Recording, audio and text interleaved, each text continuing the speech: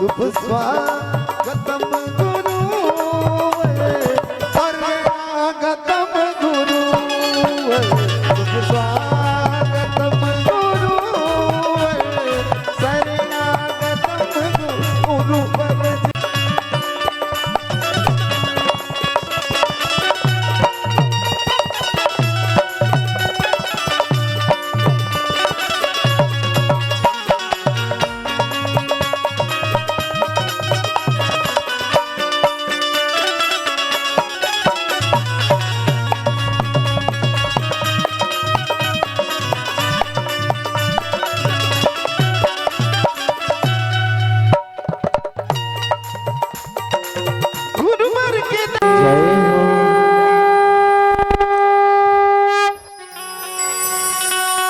श्री भागवत भगवान की है आरती।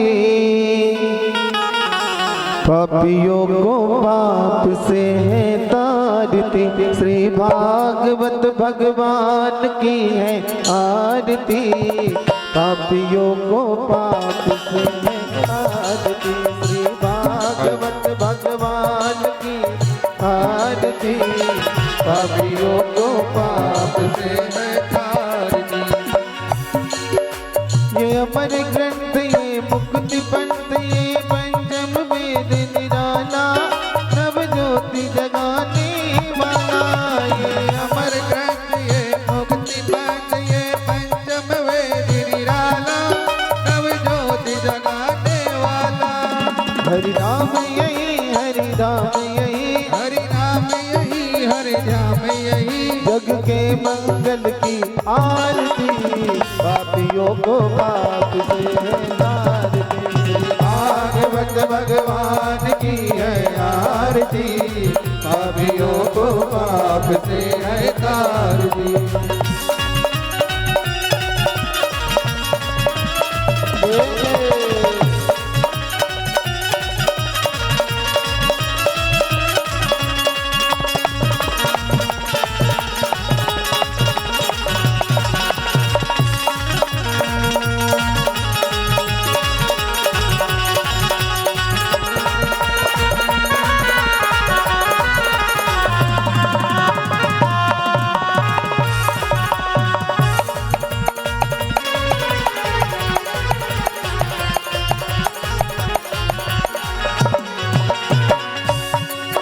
ये संत गीत पावन पुनीत पापों को मिटाने वाला हरि दर्श कराने वाला। ये संत गीत पावन पुनीत पापों को मिटाने वाला हरि दर्श कराने वाला। ये सुख करनी ये दुख हरनी ये सुख करनी ये दुख हरनी ये सुख करनी ये दुख हरनी ये सुख करनी ये दुख हरणी। श्री मधुसूदन की आरती। पापियों को पाप से तारती। श्री भागवत भगवान की है आरती। पापियों को पाप से है तारती। जय जय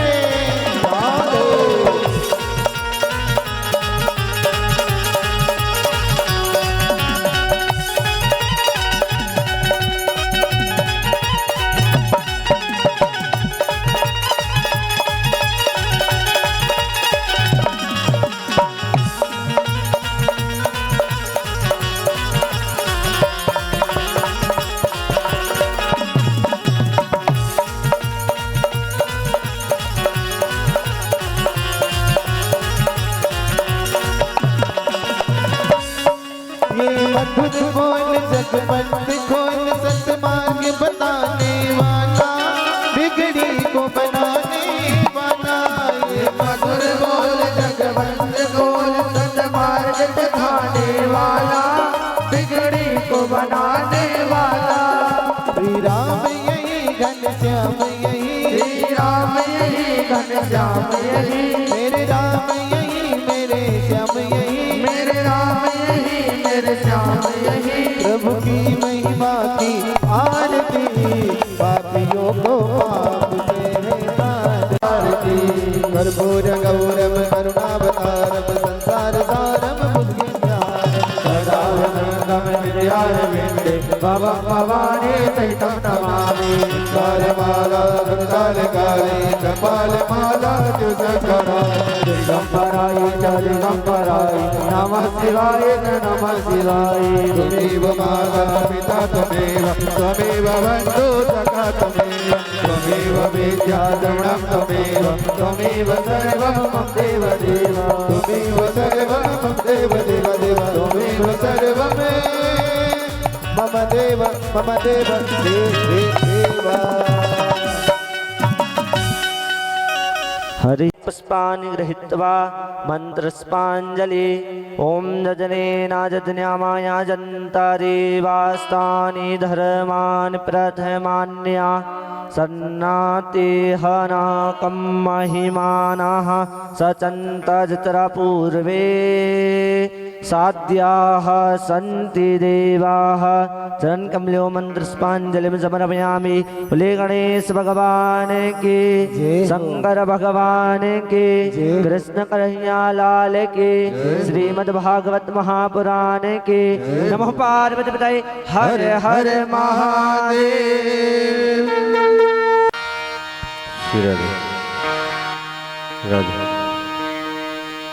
हरि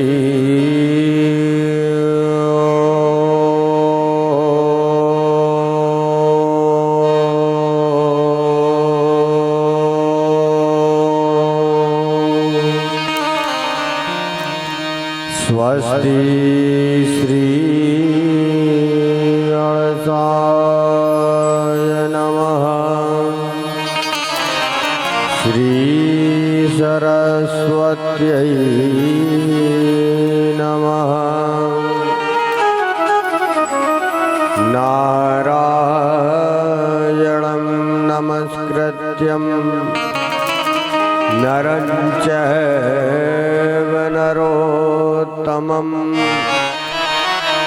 देवी सरस्वतीं व्यासो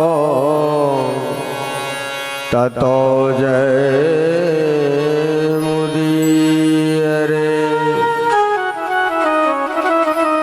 वंशी विभूषितकरा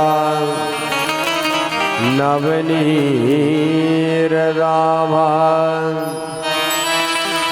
पीताम्बरा दरुणबिम्फला दरोष्टा पूर्णेन्दुसुन्दरमुखादरभिम्नेत्रा कृष्णात् किमपि तत्त्वमहं न जानामि। जयन्ती मंगलाकाली भद्रकाली कपालिनी दुर्गा क्षमा शिवा धात्री स्वाहा स्वधा नमोस्तुते। गुरुर्ब्रह्मा गुरुर्विष्णु गुरुर्देवो महेश्वरः गुरुर्साक्षात् परब्रह्म तस्मै श्री गुरुवे नमः। श्रोता सुखदि सज्जन जरा तुम कर्म पथ पर आइए ले नाम भगवान का संसार से तर जाइए हो जाइए कटिबद्ध लेकर कसौटी कर्म की एक बार मिलकर बोलिए जय जय सनातन सनातन धर्म की जय। परम मंगलमय श्रीमद् भागवत महापुराण बाल कृष्ण लाल की बांगमयी प्रतिमूर्ति श्रीमद् भागवत जी आवाहित प्रतिष्ठित सभी देवी देवता आदि शक्ति जगदम्बा भवानी देवादिदेव महादेव भगवान भोलेनाथ हनुमंत लाल जी महाराज पूज्य गुरुदेव जी महाराज के चरणों का कोटिशा वंदन नमन।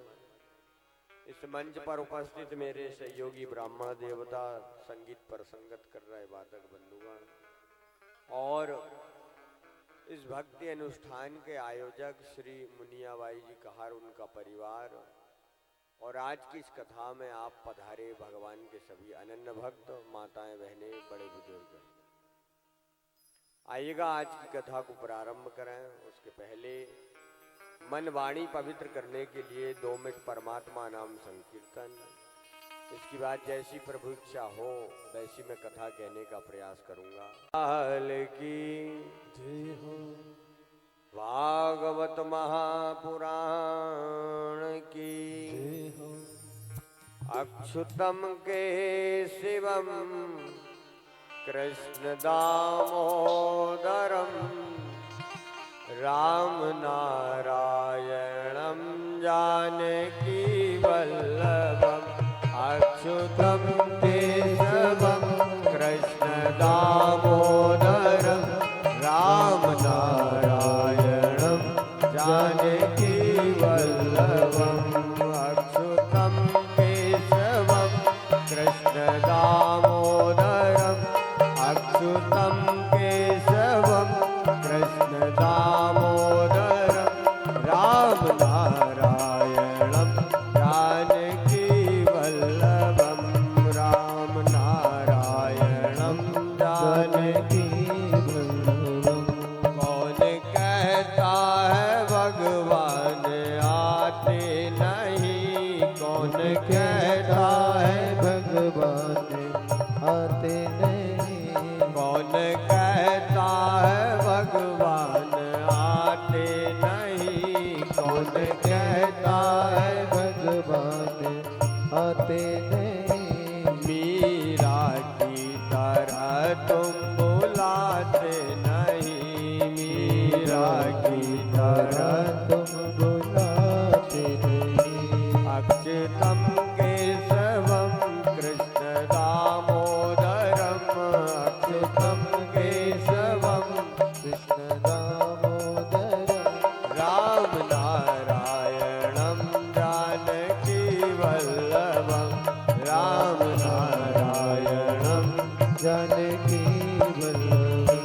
कौन कहता है भगवान खाते नहीं, कौन कहता है भगवान खाते नहीं, कौन कहता है भगवान खाते नहीं, कौन कहता है भगवान खाते नहीं। बेर सबरी के जैसे खिलाते नहीं, बेर सबरी के जैसे खिलाते नहीं।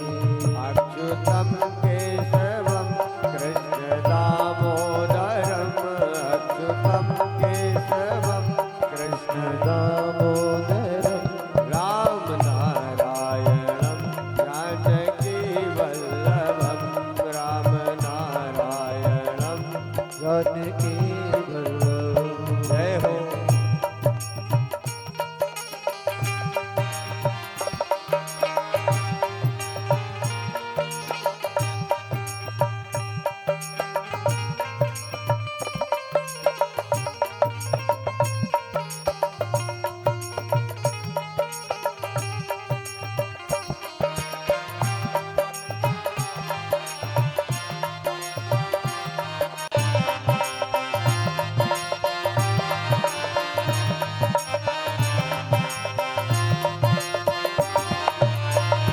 कौन कहता है भगवान नाचते नहीं, कौन कहता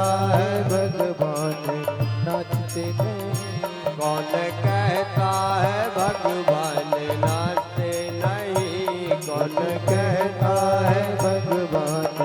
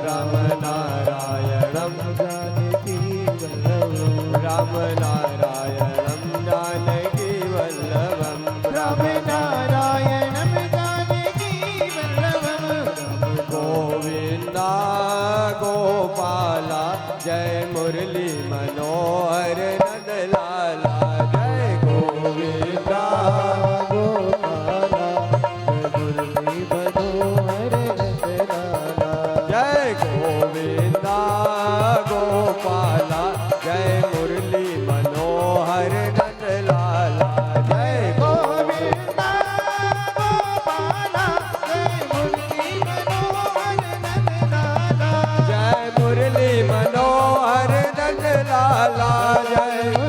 मनोहर नंदलाला जय मुरली मनोहर नंदलाला जय मुरली मनोहर नंदलाला जय मुरली मनोहर नंदलाला जय मुरली मनोहर नंदलाला जय मुरली मनोहर नंदलाला जय गोविंदा गोपाला जय मुरली मनोहर नंदलाला जय गोविंदा गोपाला जय मुरली मनोहर नंदलाला जय मुरली मनोहर नंदलाला जय मुरली मनोहर नंदलाला जय मुरली मनोहर नंदलाला जय मुरली मनोहर नंदलाला जय मुरली मनोहर नंदलाला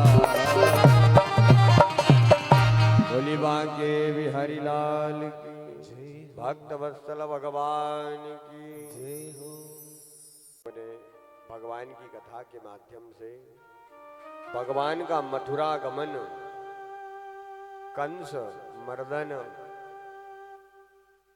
उद्धव चरित्र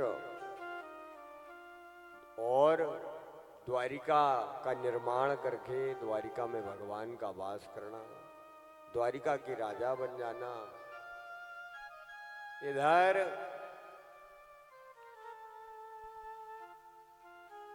बलराम जी का विवाह हुआ, फिर हमारे द्वारिकाधीश का विवाह हुआ। विवाह उत्सव आप सबने बड़ी धूमधाम से मनाया। बड़ी दिव्य लीलाएं जो हैं परमात्मा इस धराधाम पर करते हैं। देखना, आदमी जब बढ़ता है ना, जितनी ऊंचाइयों पे जाता है, जितना ज्यादा उसका संपर्क बनता है तो उतने उसके शत्रु भी बनते हैं महाराज। आदमी जब ऊंचाइयों पे जाने लगता है तो उसे टांग पकड़ करके खींचने वाले भी बहुत मिलते हैं। ये संसार का नियम है, परंतु मनुष्य को जो है समभाव बनकर के रहना चाहिए। जब यहाँ का आदमी क्या करता है, यदि अच्छा सारा पैसा ढीला आ गया, धन संपत्ति आ गई तो फूलने लगता है, अभिमान आने लगता है। और जब गरीबी आई, सब कुछ लुट गया, कोई दुख पड़ गया तो रोने बैठ जाता है। किसी ने कहा है, दुख में तड़पो मती, सुख में फूलो मती, प्राण जाए मगर नाम भूलो मती। दुख में तड़पो मती, सुख में भूलो मती, प्राण जाए मगर नाम भूलो मती, प्राण जाए मगर नाम भूलो मती, प्राण जाए मगर नाम भूलो मती। मुरली वाले को मन से रिझाते चलो, मुरली वाले को मन से रिझाते चलो, कृष्ण गोविंद गोपाल गाते चलो, कृष्ण गोविंद गोपाल गाते चलो, कृष्ण गोविंद गोपाल गाते चलो। हमें हमेशा जो है एक सा बन करके रहने का प्रयास करना चाहिए। रोना नहीं चाहिए और सुख आए तो फूलना नहीं चाहिए। हमेशा परमात्मा का चिंतन मनन करते रहना चाहिए। भगवान का रुक्मणी के साथ में विवाह हुआ है। रुक्मणी जो है आदि शक्ति जगदम्बा का स्वरूप माना गया है। और रुक्मणी मैया का जब प्रथम पुत्र हुआ प्रद्युम्न, इस पुत्र को जो है प्रसूति का ग्रह से चुरा करके शम्रासुर नाम का राक्षस ले गया। और ये आकाश मार्ग से जा रहा था तो समुद्र में प्रद्युम्न जी को फेंक दिया।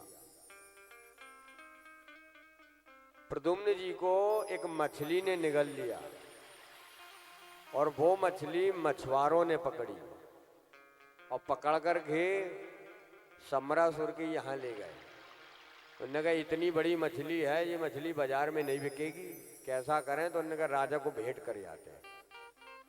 राजा के यहाँ ले गए। अब वो मछली राजा के भोजन गृह में पहुंची, वहां जाकर के उसे काटा गया। एक विद्यावती नाम की स्त्री जो है वो इनके यहाँ भोजन बनाने का काम करती है। उनने जब उस मछली को काटा तो उसके अंदर से प्रद्युम्न जी निकले।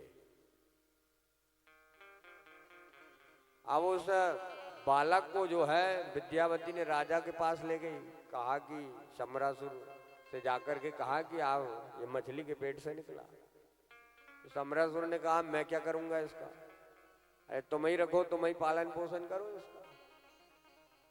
और विद्यावती के पास में भगवान कृष्ण के प्रथम पुत्र रुक्मणी का पहला पुत्र जो प्रद्युम्न नाम है वह बड़ा होने लगा।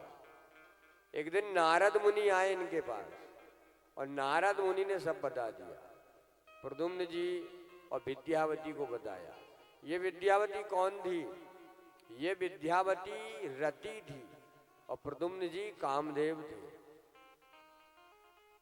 नारद जी कहते हैं जब शिवती सर नयन उघारा, जब शिवती सर नयन उघारा, जब शिवती सर नयन उघारा, जब शिवती सर नयन उघारा, निरखत काम भयऊ जरी जारा, निरखत काम भय जरी जारा, निरखत काम भयऊ जरी जारा।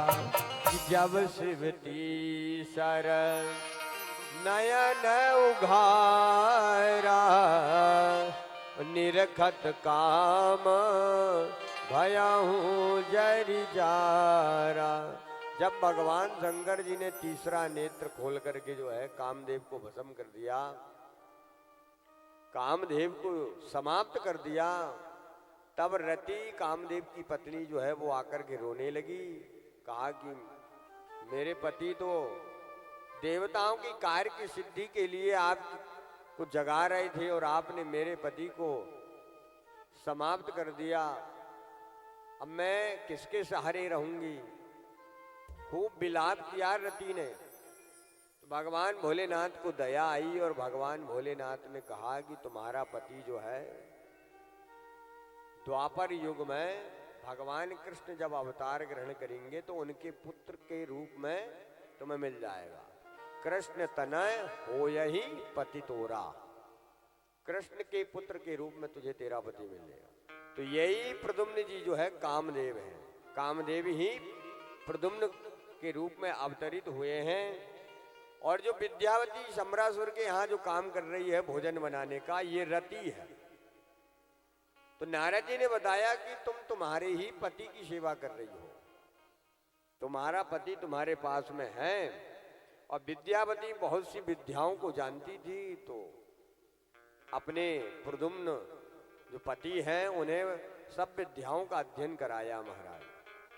और देखना शम्रासुर को मार करके जब प्रद्युम्न जी वापिस पहुंचे हैं द्वारिका, तब तक भगवान के जो है 16,107 विवाह हो चुके। एक तो हो गया, अब 16,107 विवाह और होना है। इनका दूसरा विवाह जो है भालू की कन्या जामवती से हुआ। परीक्षित जी महाराज ने पूछा कि भालू की कन्या से हुआ। ये कथा कैसी, हमें समझ में ही नहीं आई। भालू की कन्या से कोई विवाह होता? बोले हाँ, भगवान का भालू की कन्या जामवती से विवाह हुआ। कैसे हुआ? तो आज जो है श्री सुखदेव जी महाराज कहते हैं, परीक्षित, द्वारिका में एक सत्राजित नाम के राजा रहते हैं। जे राजा ने सूर्य भगवान की उपासना करी तो सूर्य भगवान ने इसे एक मणि दी है। उस मणि का नाम है स्मंतक मणि। तो जे मणि की यदि रोज प्रतिदिन हम पूजा करें, नित्य प्रति इसका 10 घंटे पूजन होता महाराज, तो जे 8 भार सोना देती है। रोज 8 भार सोना कितना होता होगा? 2 क्विंटल के आसपास होना चाहिए 8 भार सोना। इतना सोना जो है स्मंतक मणि देती है रोज। तो एक दिन सत्राजित राजा जो है भगवान की सभा में पहुंचे। वहां चौसर खेली जा रही थी। सत्राजित राजा भी चौसर खेलने लगे भगवान के साथ में। खेलते खेलते भगवान ने कहा कि देखो राजन, आप अपने घर में कितने लोग हो?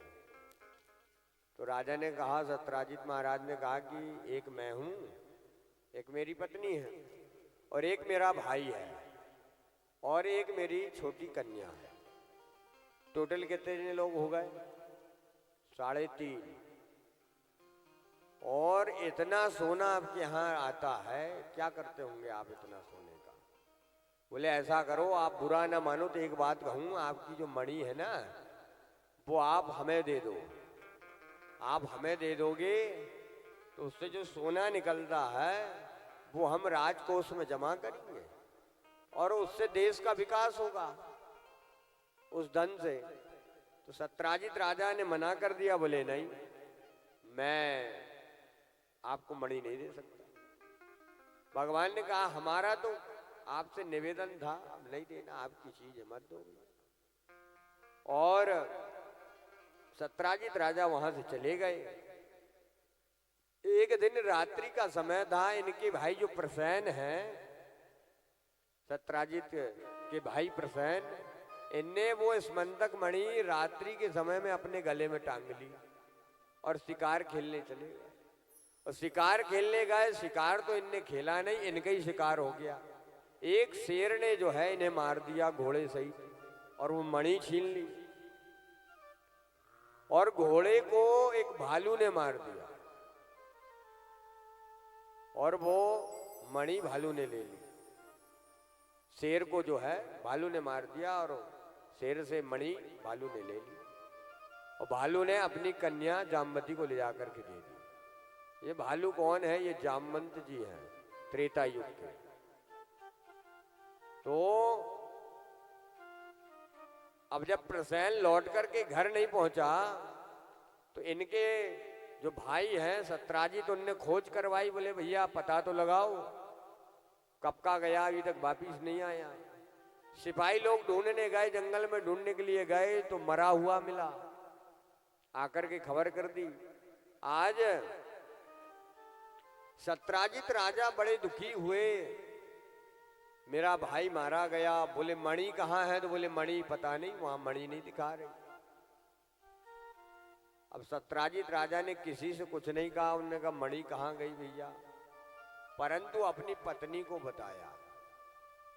कहा देखो देवी, मैं तुमसे एक बात बताऊं, तुम किसी से मत बोलना। बस यहां गलती करी थी राजा ने। ये कहा कि किसी से मत बोलना, और ऐसा यदि कह दें तो फिर उस बात को जो है आदमी जरूर दूसरे से कहेगा।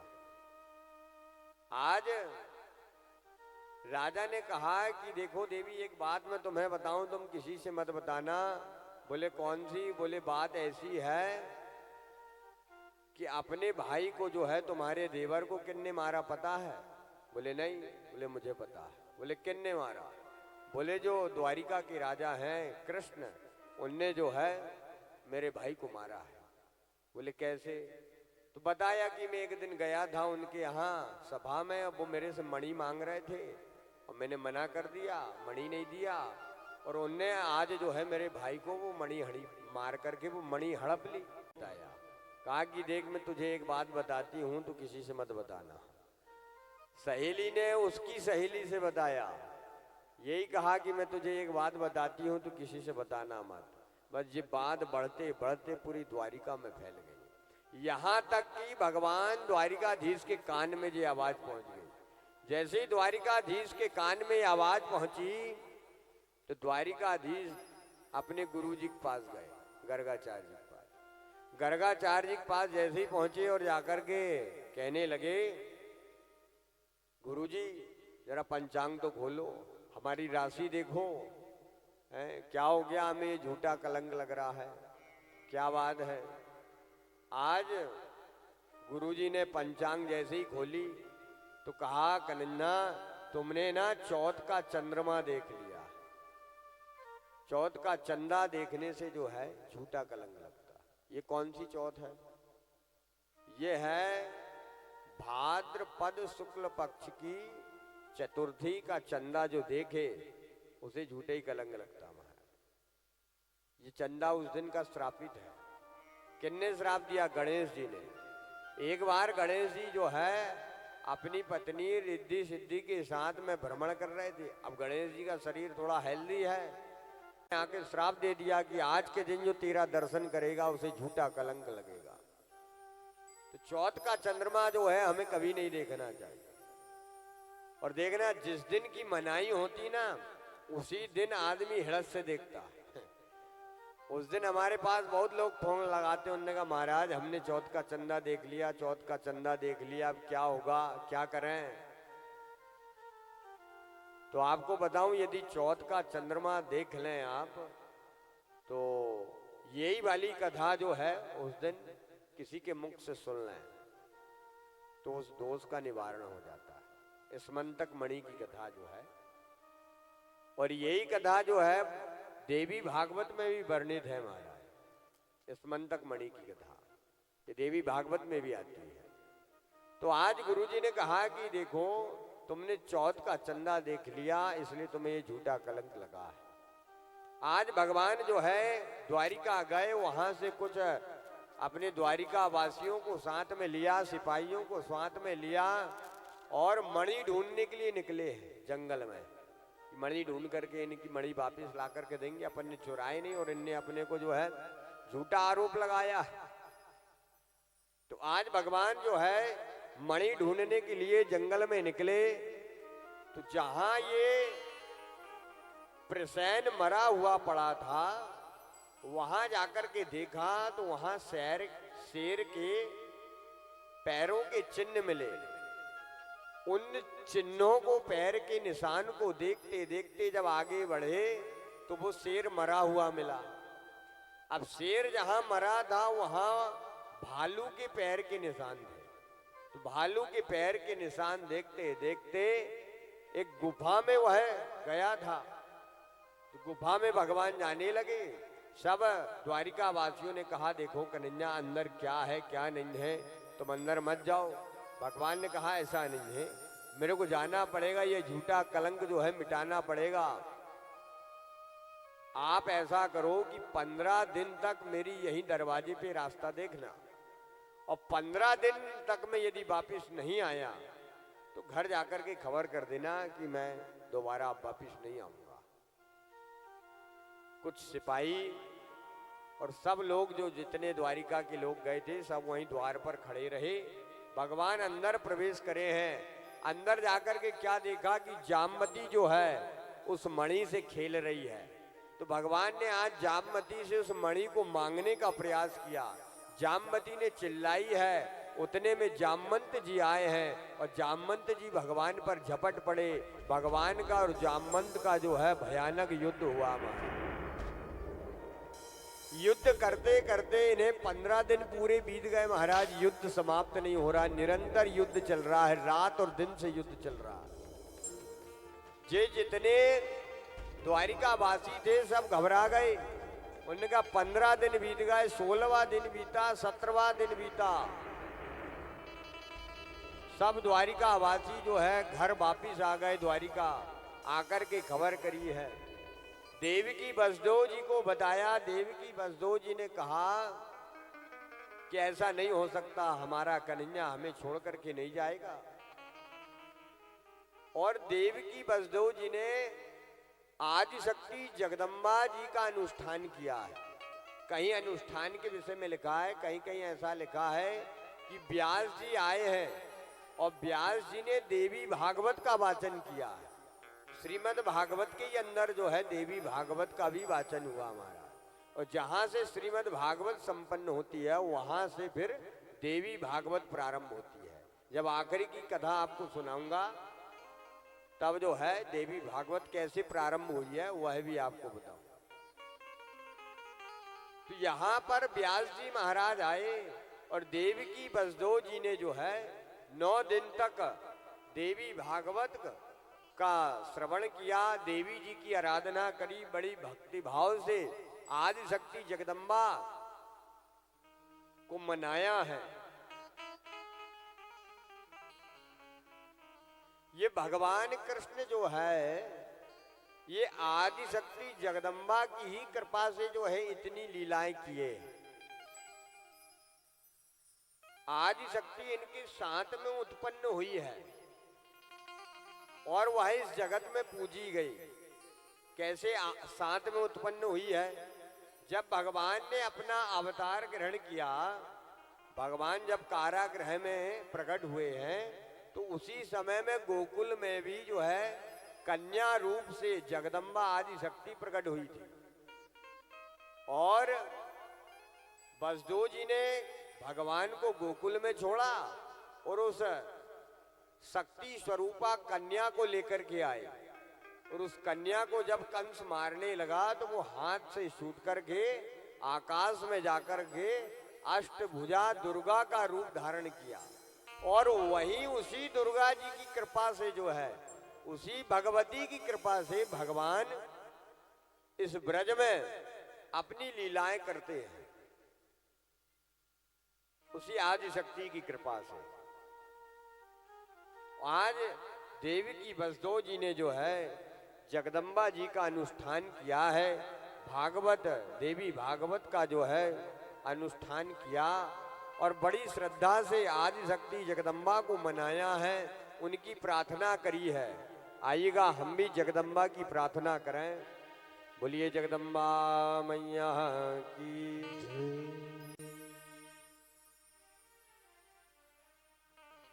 दे दो दर्शन भवानी हमें पावनी, तोरे पैया पड़ूं महारानी।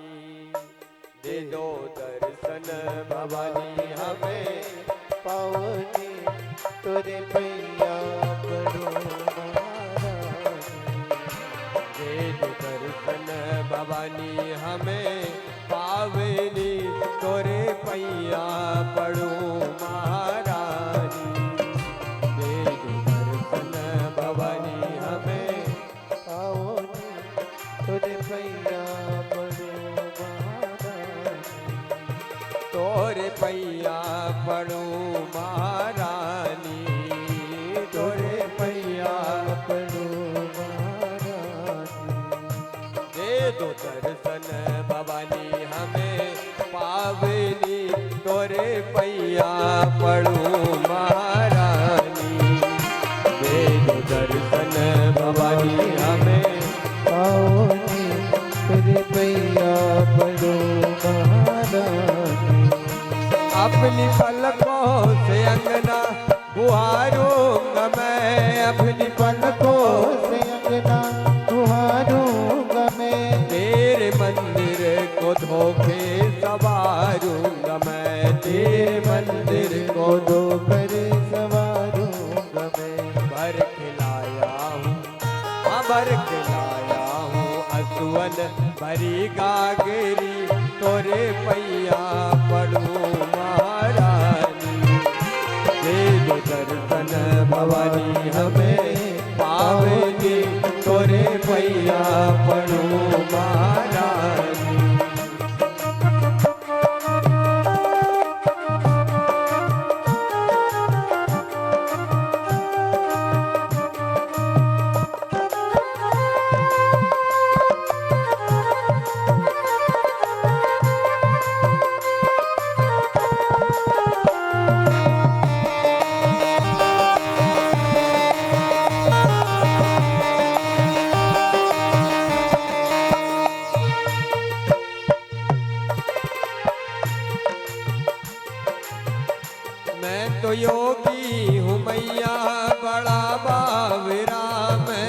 जोगी हूँ मैया बड़ा बावरा। क्या है खोटा खरा मैं नहीं जानता, क्या है खोटा खरा ये नहीं जानता। तार दे तार दे ओ जगत तारणी, तोरे पैया पड़ू महारानी। दे दो दर्शन भवानी हमें पावनी, तोरे पैया पड़ू महारानी।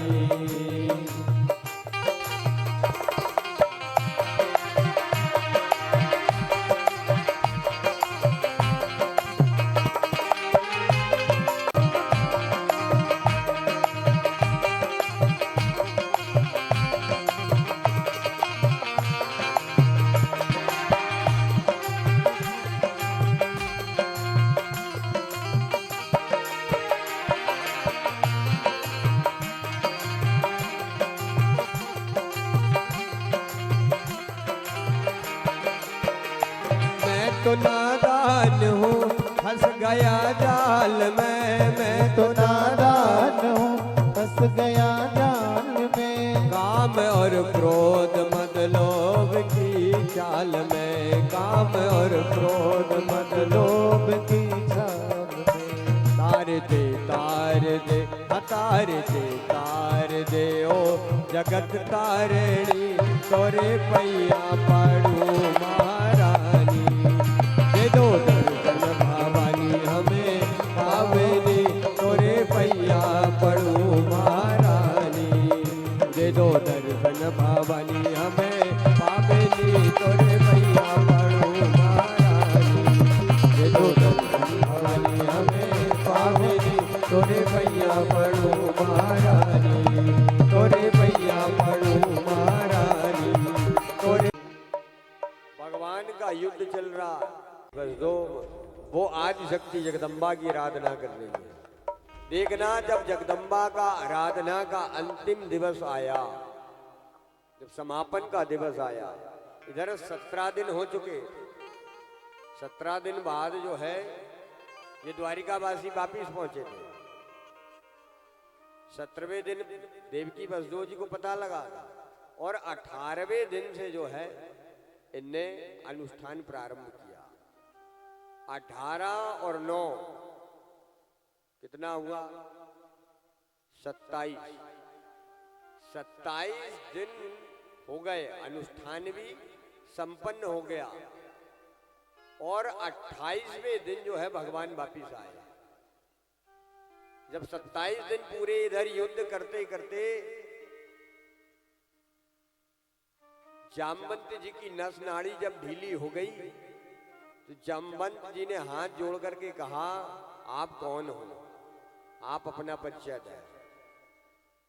तो आज भगवान ने राम रूप धारण करके जामवंत जी को दर्शन दिया और जैसे ही दर्शन दिया तो जामवंत जी जो है चरणों में गिर गए, कहने लगे कि बहुत बड़ा अपराध कर लिया मैंने, जो मेरे प्रभु के साथ में आज मैंने युद्ध किया, आप मुझे क्षमा कर दें, माफ कर दें। पर भगवान ने कहा कि देखो क्षमा याचना करने की कोई जरूरत नहीं, आपकी इच्छा थी हमसे युद्ध करने की, तो वो इच्छा पूरी कर दी आपकी। इनकी कैसी इच्छा थी? जब त्रेता युग में राम रावण का जब युद्ध हुआ और जब युद्ध समाप्त हो गया तो भगवान ने पूरी सेना से कहा, जितने भी मंत्री संतरी थे, सेनापति थे, सबसे कहा कि भैया तुम्हें क्या चाहिए, जो जिसकी इच्छा हो वो मांग लो। सबने कुछ ना कुछ मांगा। जब जामवंत जी का नंबर लगा तो जामवंत जी ने कहा कि प्रभु आपका और रावण को जो युद्ध हुआ ना, इस युद्ध में मुझे युद्ध करने में मजा ही नहीं आया। बोले क्यों मजा नहीं आया? बोले कोई मेरे बराबरी का कोई योद्धा ही समझ में नहीं आया और मैं चाहता हूं कि आपके ही साथ हाथ दो हाथ कर लेता, मुझे पता तो लगता कि मेरे भगवान में कितनी ताकत है। तो भगवान ने कहा कि देखो अभी हम मर्यादा में हैं। मर्यादा ये कहती है कि स्वामी का और सेवक का युद्ध नहीं हो सकता। तो बोले ये तुम्हारी इच्छा मैं द्वापर में पूरी करूंगा। और आज वही जामवंत जी हैं और भगवान जो है कृष्ण रूप लेकर के अवतरित हुए हैं और भगवान के साथ जामवंत जी का युद्ध हुआ है। आज जामवंत जी की इच्छा को पूरा किया है। परमात्मा सबकी मन की करते हैं। अपने भगत जो हैं उनकी इच्छा पूर्ण करने के लिए ना जाने क्या क्या करते रहते हैं भगवान। कभी भिखारी बन जाते हैं, कभी जो है सूकर का रूप धारण कर लेते हैं, कभी कुछ तो कभी कुछ। अपने भक्तों की समस्या का हल करने के लिए भगवान ना जाने कौन कौन सी लीला करते रहते हैं। आज जामवंत जी से भगवान ने कहा कि देखो जो तुम्हारे पास जो मणि है ना, ये मणि हमें दे दो, इसकी चोरी का कलंक हमें लगा है। तो जामवंत जी ने कहा कि मैं ऐसे ही मणि नहीं दूंगा। बोले कैसे दोगे? बोले दहेज में दूंगा। जो मेरी कन्या है जामवती, इससे विवाह करो और इसको भी ले जाओ और ये मणि भी ले जाओ, दोनों ले जाओ। तो आज जामवती का हाथ भगवान के हाथ में दिया है। जामवंत ने मंत्र पढ़ा है, गंधर्व विधि से जो है विवाह हुआ और वो मणि लेकर के और जामवंती को लेकर के 28वें दिन में जो है भगवान द्वारिका पहुंचे हैं। जब भगवान द्वारिका पहुंचे, द्वारिका वासियों ने बड़ा उत्सव मनाया महाराज। बड़ी धूमधाम से जो है भगवान का स्वागत हुआ, जामवती का स्वागत हुआ।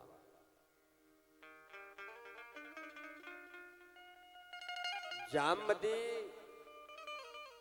भगवान के साथ में रहती हैं। इस प्रकार दूसरा विवाह जो है भगवान का जामवती से हुआ। और वो मणि जो है वो ले गए, सत्राजित राजा के पास में देकर के आए। अब सब लोगों के सामने सत्राजित राजा की बेइज्जती हो गई। उन्होंने कहा मैंने फला झूठा कलंक लगा दिया भगवान को। सत्राजित राजा मन में बड़े दुखी हुए, कहाँ की कहाँ ये मेरे से अपराध बन गया। अब सत्राजित राजा जो है अपना इस कलंक को मिटाना चाहते हैं, अपने इस दुख को मिटाना चाहते हैं। तो क्या करें? तो इनने विचार किया कि ऐसा करते हैं, अपनी जो कन्या है सत्यभामा, इसका भी विवाह द्वारिकाधीश से कर देते हैं। और सत्यभामा का विवाह जो है द्वारिकाधीश से करने की बात भई। भगवान ने कहा हम देखो विवाह तो कर लेंगे सत्यभामा से, पर ये मणि नहीं लेंगे। ये मणि का हमें कलंक लगा, ये मणि तुम्हारी पास रखो। हाँ, पर इससे जो सोना निकलता ना, वो सोना आप हमारे राजकोष में ला करके जमा कर देना। ऐसा जो है तीसरा विवाह भगवान का सत्यभामा से हुआ। ये सत्यभामा ना, ये भगवान से सबसे ज्यादा रूठती है, गुस्सा करती है। और द्वारिका में राजभवन में इसकी सबसे ज्यादा चलती है। क्यों चलती है? क्योंकि वो मणि का सोना आता ना, यहाँ अपने पिताजी के यहाँ का सोना आता है। जब द्वारिका का जो है राजकोष चल रहा है, तो वो अभिमान में जो सत्यभामा भगवान से जब देखो जब ही रूठती रहती है। एक बार क्या हुआ, द्वारिकाधीश जो है वो हस्तिनापुर गए और इधर अक्रूर जी ने एक सुधनवा नाम के यादव को बहका दिया। और वो सुधनवा नाम के यादव ने सत्राजित राजा को मार दिया और वो मणि लेकर के अक्रूर जी को देकर के आ गया। अब सत्यभामा को पता लगा भगवान हस्तिनापुर में है, तो ये सत्यभामा हस्तिनापुर पहुंची भगवान के पास और बताने लगी कि ऐसा ऐसा हो गया और तुम यहाँ चौसर खेल रहे हो और वहां मेरे पिताजी को वो सुधनवा ने मार दिया। जैसे इस बात को सुना तो जोर से रोया भगवान ने। भगवान ने क्यों रोया? यदि भगवान रोते नहीं तो सत्यभामा को ऐसा लगता कि इनको दुख ही नहीं हुआ, मेरे पिताजी मारे हैं, इनको दुख नहीं हो रहा, तो जबरदस्ती रो रहे हैं बन करके अपनी पत्नी को खुश करने के लिए। आज भगवान आए हैं और भगवान जो है उस सुधनवा को पकड़े। सुधनवा से कह रहा है मणि कहाँ, मणि बताओ। बलदाऊ जी आए, दाऊ भैया ने बताया कि मणि कहाँ ढूंढ रहे हो तुम, मणि तो अपने घर में ही है, अच्छे से तो ढूंढो। जब घर में खोज करने लगे तो अक्रूर जी के पास में मणि मिली। अक्रूर जी को दंडित किया गया और अक्रूर जी मणि वापिस करने लगे, परंतु भगवान ने मणि वापिस नहीं ली। बोले जी मणि तो मैं रखते ही नहीं, ये मणि के कारण बड़ा गड़बड़ होता है, ये मणि होने ही नहीं हमारे पास। बोले तुम ही रखो और इसकी रोज 10 घंटे पूजा करना पड़ता है। तब वो 8 बार सोना देती, तो बोले रोज 10 घंटे पूजा करो इसकी, और जो सोना निकलेगा वो ला करके जो है जमा करना राजकोष में। ऐसा जो है अक्रूर जी उस मणि की पूजा करते हैं और जो सोना निकलता है वो सोना ला करके जो है राजकोष में जमा किया जाता है हमारा। ऐसे भगवान के कितने विवाह हो गए? 3 विवाह हो गए। एक विवाह हुआ पहला कौन सा? रुक्मणी से। दूसरा विवाह हुआ जाम्बती से और तीसरा विवाह हो गया सत्यभामा से। अब चौथा विवाह जो है उसका वर्णन आता है कि एक दिन अर्जुन के साथ में भगवान जो है भ्रमण करने के लिए यमुना के किनारे घूमने के लिए रथ पर जो है भ्रमण करने के लिए निकले। तो अर्जुन ने जंगल में क्या देखा कि एक बड़ी सुंदर स्त्री जो है बैठ करके तपस्या कर रही है। जाकर के पूछा कि देवी आप किसके लिए तपस्या कर रही है, क्या पाना चाहती हो, काय के लिए तप कर रही हो और आप कौन हो? तो उस स्त्री ने कहा कि मैं सूर्य की पुत्री यमराज की बहन हूं, मेरा नाम है कालिंदी और मैं भगवान द्वारिकाधीश को अपने पति रूप में चाहती हूं, इसलिए तपस्या कर रही हूं। तो अर्जुन ने कहा कि द्वारिकाधीश को अपना पति बनाने के लिए तपस्या करने की क्या जरूरत है? वो तो मेरे साथ में आए हैं, अभी विवाह करवा देता हूं तुम्हारा। और भगवान को बुलाया अर्जुन ने और वो कालिंदी, यही कालिंदी जो है इसी का नाम यमुना भी है। यमुना महारानी का हाथ जो है भगवान के हाथ में दिया और अर्जुन ने ही मंत्र पढ़ दिया और गंधर्व रीति से जो है विवाह हो गया। ऐसा चौथा विवाह जो है कालिंदी के साथ में मेरे भगवान का संपन्न हुआ है। बिंद और अरविंद नाम के 2 भाई हैं, जो राज्य करते हैं। इनकी परम लाडली बहन का नाम है मित्र वृंदा। 5वां विवाह जो है भगवान का मित्र वृंदा से हुआ। एक नग्नजित नाम के राजा हैं, इनके यहाँ 7 बैल है महाराज, और 7 बैल इतने बुद्धिमान हैं, मनुष्यों की जैसे दिमाग रखते हैं। तो इनकी कन्या है नग्नजिती नाम है इसका, एक नाम और है सत्या इसी का। तो इनने जो है शर्त रखी कि जो 7 बैलों को एक साथ नकेल देगा उसके साथ में हम हमारी जो है कन्या का विवाह, सत्या का विवाह जो है उसके साथ में कर देंगे। देश विदेश के राजा महाराजा राजकुमार आए, परंतु उन बैलों को कोई एक साथ नहीं नकेल सका। भगवान गए और भगवान ने 7 बैलों को एक साथ नकेल दिया और इस प्रकार जो है भगवान का विवाह सत्या नग्नजिती के साथ में हुआ। एक पराक्रमी स्त्री है राजादी देवी नाम की, इनकी पुत्री का नाम है भद्रा। 7वां विवाह जो है भद्रा के साथ में हुआ। मध्य देश की बिटिया का नाम है लक्ष्मणा और 8वां विवाह भगवान का लक्ष्मणा के साथ में हुआ है। एक भौमासुर नाम का राक्षस है महाराज, ये भूमि से उत्पन्न हुआ है, इसलिए इसका नाम भौमासुर है। ये भौमासुर नाम के राजा ने 16,100 कन्याओं को बंदी बना करके रखा है। इसका संकल्प है कि जब तक 20,000 इकट्ठी ना हो जाए, और जिस दिन 20,000 कन्याएं हो जाएंगी उस दिन 20,000 कन्याओं के साथ में एक साथ विवाह करूंगा। ये खबर भगवान को लगी। भगवान आए हैं, भगवान ने भौमासुर के साथ में युद्ध किया और भौमासुर का उद्धार किया और जिस 16,100 कन्याओं को जो है जेल खाने से मुक्त कराया। बोले जाओ तुम आज से आजाद हो। ये सब कन्याएं कहने लगी कि प्रभु अब हम कहाँ जाएंगे, हमें जो है कौन स्वीकार करेगा, हमें कोई स्वीकार नहीं कर सकता, हमारे माता पिता भी हमें स्वीकार नहीं करेंगे। वो कहेंगे कि भौमासुर के कारागृह में रही है, ना जाने तुम्हारे साथ क्या क्या हुआ होगा, ना हमसे अब कोई विवाह करेगा। अब हमारे पास मात्र 2 रास्ते हैं।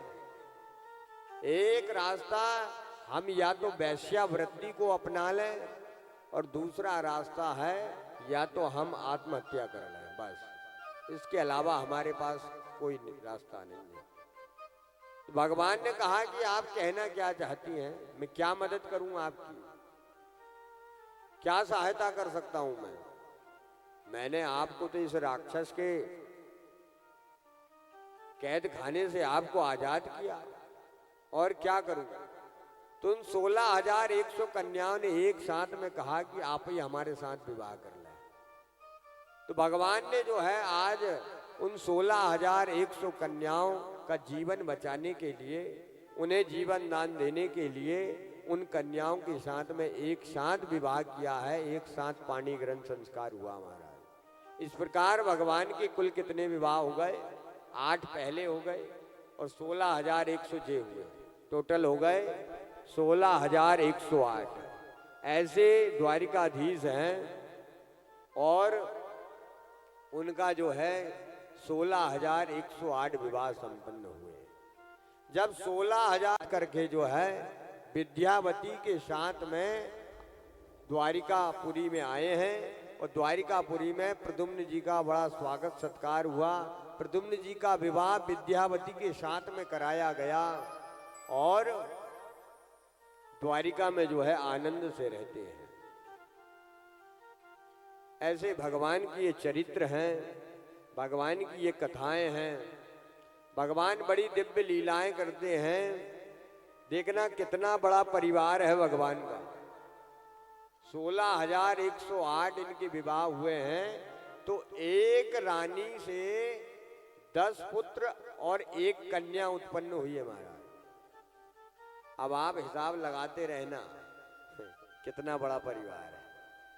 एक एक स्त्री से 10 पुत्र और एक कन्या उत्पन्न हुई है। कितना बड़ा भगवान का परिवार नहीं होगा। और पूरी द्वारिका में भगवान सबसे मिलते हैं। देखना जब द्वारिका अपने महल से जब बाहर निकलते हैं ना, तो एक दिखाई देते हैं, और जब द्वारिका में घुसे, अपने महल में घुसे, तो एक के अनेक हो जाते हैं महाराज। और भगवान का ऐसा चरित्र है, भगवान के जो पुत्र हैं उनकी उम्र दिखाई देती है 25 वर्ष की, और भगवान के जो पौत्र हैं उनकी उम्र दिखाई देती है 50 वर्ष की, और भगवान की उम्र दिखाई देती है 16 वर्ष की। ऐसा क्यों? ऐसा इसलिए है कि भगवान पर काल का असर नहीं होता। वो हमेशा वर्ष के हैं, उनके पुत्र 25 वर्ष के हैं और उनके पुत्र 50 वर्ष के हैं। देखने में ऐसा लगता है। ऐसी जो है भगवान द्वारिका में वास करके जो है बड़ी दिव्य लीलाएं करते हैं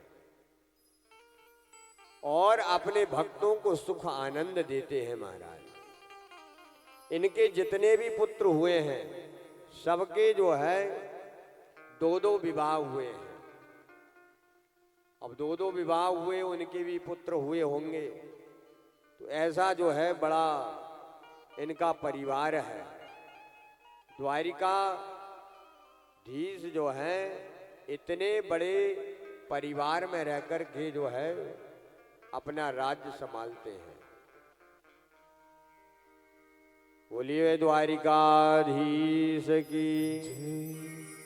कन्हैया ले चल परलिया, ले चल परलिया, हो नैया ले चल परली पार, हो नैया चल परली कन्हैया ले चल परली पार कन्हैया चल परली पार।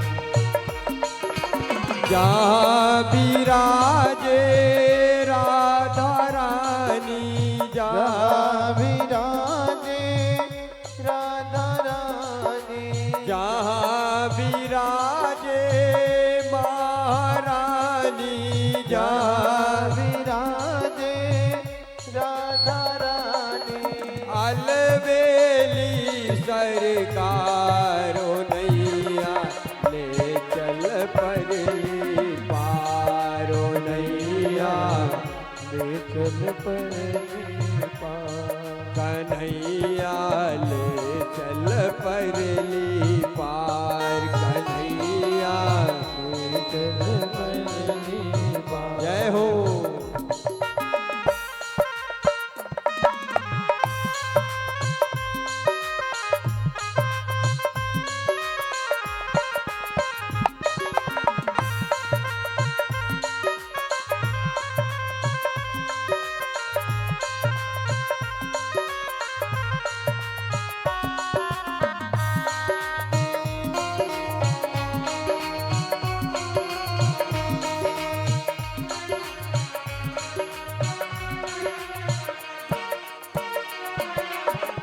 गुण अवगुण सब तेरे अर्पण गुण अवगुण सब तेरे अर्पण। पाप पुण्य सब तेरे अर्पण पाप पुण्य सब तेरे अर्पण। ये जीवन भी तेरे अर्पण ये जीवन भी तेरे अर्पण। मैं तेरे चरणों की दासी मैं तेरे चरणों की दासी। मैं तेरे चरणों की दासी मैं तेरे चरणों की दासी। तू मेरा प्राण आधार ओ नैया ले चल परली पार ओ नैया ले चल परली पार कन्हैया ले चल परली पार कन्हैया ले चल परली पार।